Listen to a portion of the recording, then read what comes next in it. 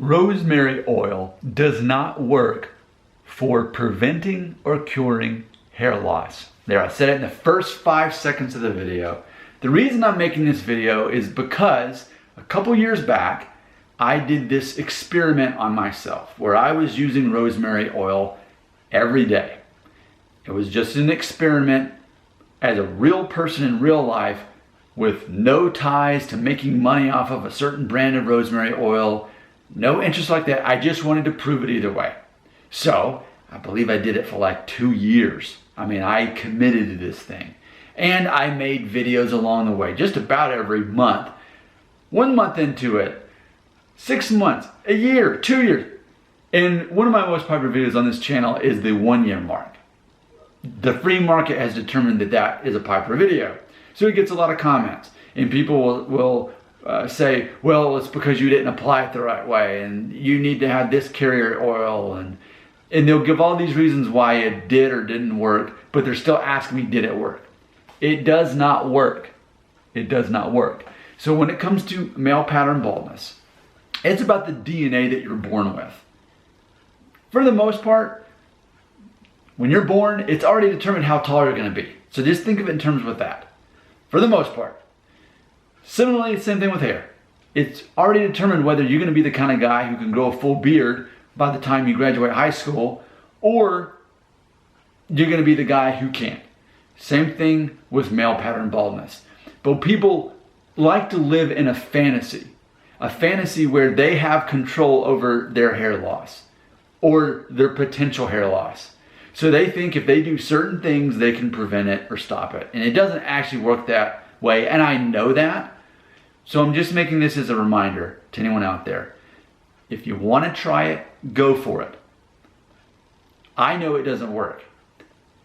Closing statement, but look at you. Like, you kind of got the widow's peak thing going on, but for a 40-year-old man, you're not balding, so maybe it did work.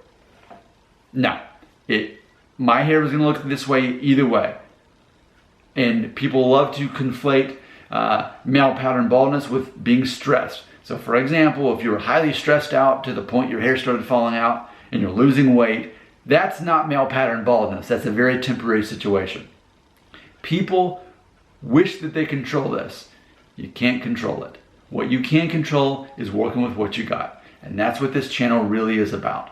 If you are going bald, it's just a matter of you shave it off.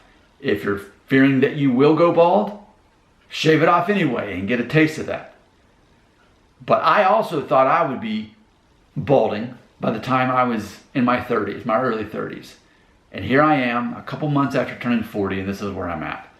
It's not that I worried about it all these years, but I think that was probably a defense mechanism back in my 20s. I thought, yeah, I'll probably be bald by the time I'm 30, 33.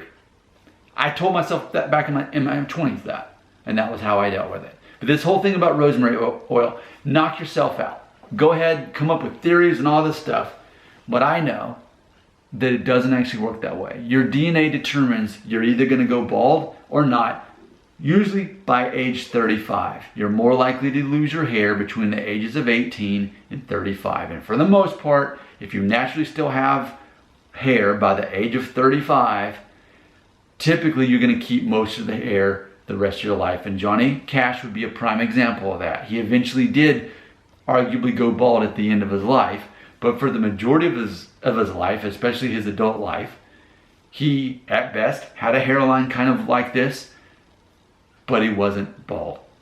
It's about age 35 is usually the cutoff. A lot of people don't want to accept that theory. I did create that theory myself.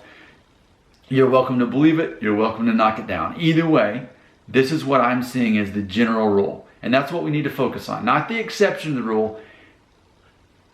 What we see is what is reoccurring. What's the pattern that we see here? That's how we need to live our lives. As far as what is the pattern so that we can know what's going to happen the majority of the time. Rosemary oil does not work. I know it doesn't work. I don't care that it doesn't work. A lot of people care and they want it to work. So they get defensive about it. They come up with theories of why it didn't work for me, or how it was pointless for me to even do this study to begin with because I wasn't really balding. all of that's pointless because rosemary oil does not work for male pattern baldness. Your comments belong right here.